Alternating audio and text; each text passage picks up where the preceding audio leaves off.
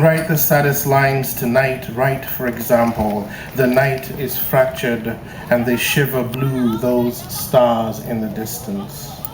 The night wind turns in the sky and sings. I can write the saddest lines tonight. I loved her.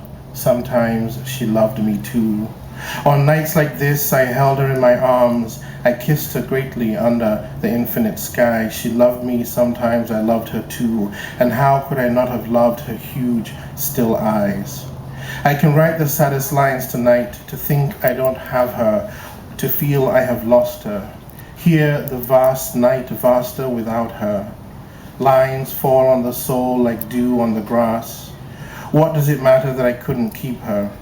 The night is fractured and she is not with me. That is all. Someone sings far off, my soul is not content to have lost her. As though to reach her, my sight looks for her, my heart looks for her, she is not with me. The same night whitens in the same branches. We, from that time, we are not the same. I don't love her, that's certain, but how I love her. My voice tried to find the breeze to reach her. Another's kisses on her like my kisses. Her eyes, her bright body, her infinite eyes. I didn't love her, that's certain, but perhaps I love her.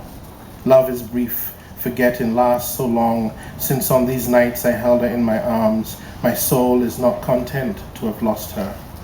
Though this is the last pain she will make me suffer, and these the last lines I write for her. Pablo. I bet you. And I'll take it, but yeah. I used to think Pablo Neruda got all the girls, and then I saw the film with Pablo Neruda in it. Have you seen it? Il Postino. I was like, damn, dude's fatter than I am. Sorry, I get all the girls. What? So let me start reading some of my own work.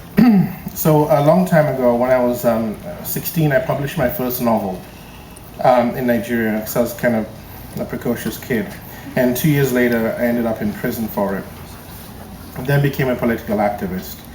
And in total spent 3 years in and out of prisons for art.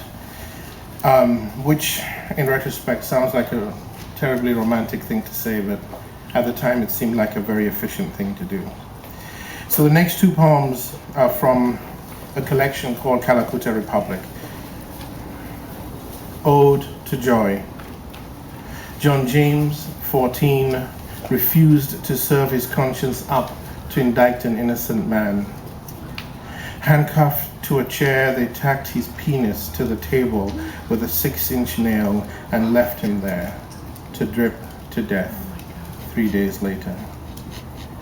Risking death, an act insignificant in the face of this child's courage, we sang, O-J-Y-Y, O-J-O-J-Y-Y, O-J-O-J-Y-Y, O-J-O-J-Y-Y, O-J-Y-Y, O-J-O-J-Y-Y. Incensed, they went on a killing rampage, guns, knives, truncheons, even canisters of tear gas fired close up or directly into your mouth will take the back of your head off. And many men died singing that night.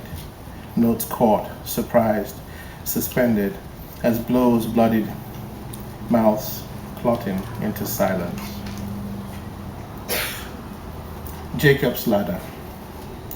Release alive from Kirikiri prison is rare. They hand you what is left of your personal belongings in a polythene bag, everything they did not want. You step out and stand in the sun, thawing like a side of beef from a freezer. Yet you're afraid to proceed more than a few steps from the gate, convinced you will be shot in the back, or that people will recoil from you, knowing you carry the stench of death on your now paler skin. But nothing happens. A gentle breeze ruffles your shirt and a dog menaces a parked car.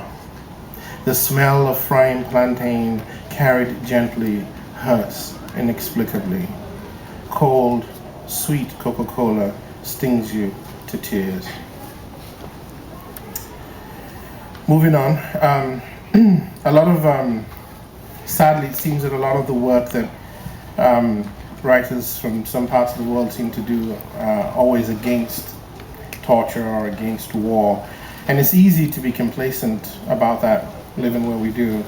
But as we've kind of realized under our lovely, benevolent government, that we too practice these things. Extreme rendition delivers American citizens, believe it or not, to countries like Syria and Egypt, where they are also tortured. The next poems come from a collection called Daphne's Lot, which my mother was English and my father was Nigerian.